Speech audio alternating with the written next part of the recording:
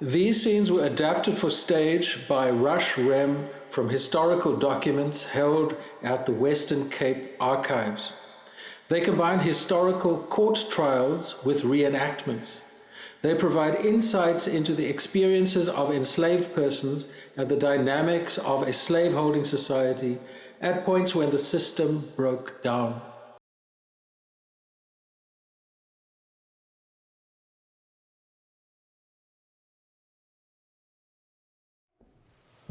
All such crimes are matters of the most evil consequences, which may under no circumstances be tolerated in a country where justice is administered properly.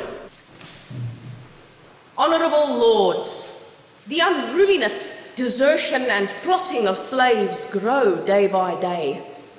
These rogues gather at night in the gardens of Table Valley, where they drink and gamble right above the houses of the settlement. They could easily cause fires by negligence, or worse, by intent. I am January van Ceylon, slave of Christina Strang. I brought these charges. The older slave, Augustus, was lax in his work. I told him, from now on, hold the rope better and get the oxen to move. I gave him 1 or 2 blows on his hands with a little splinter of a stick.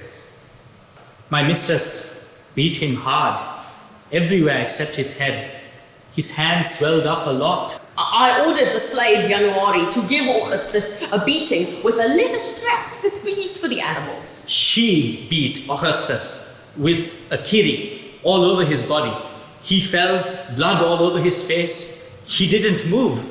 I don't recall if Augustus was tied up when he was beaten, but it was only 6 or 7 lashes.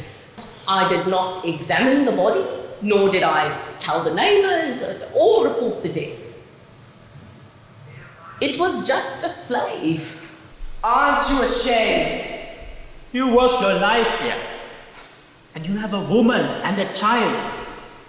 You help the master pay off this farm. You plow, you plant, you build, and his wife beats your daughter. How do you stand it? If Sabina were our child, we would teach the boss that even he can't do that.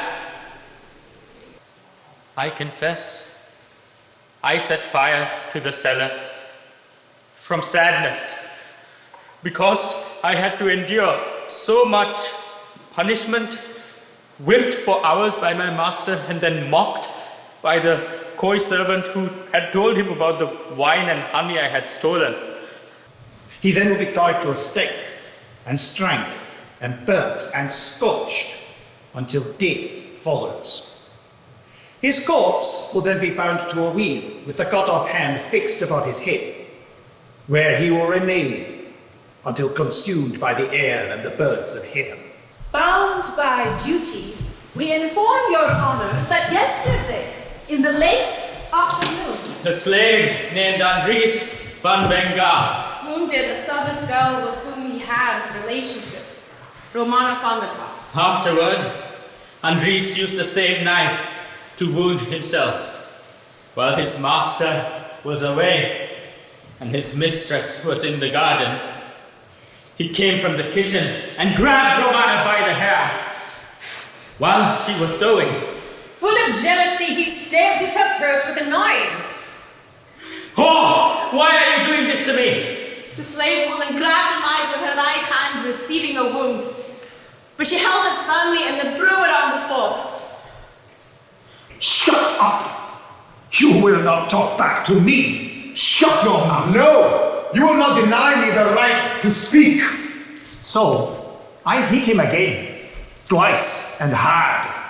Not another word out of you! Stop beating me! I will not keep silent! I have a right to speak! The court sentences the prisoner to be tied to the stake and scourged severely with rods on his bare back. He will then be branded, riveted in chains, and sent to Robben Island, where he will labor 35 years on public works with no prospect of appeal. done and sentenced at the Cape of Good Hope, October 7, 1793.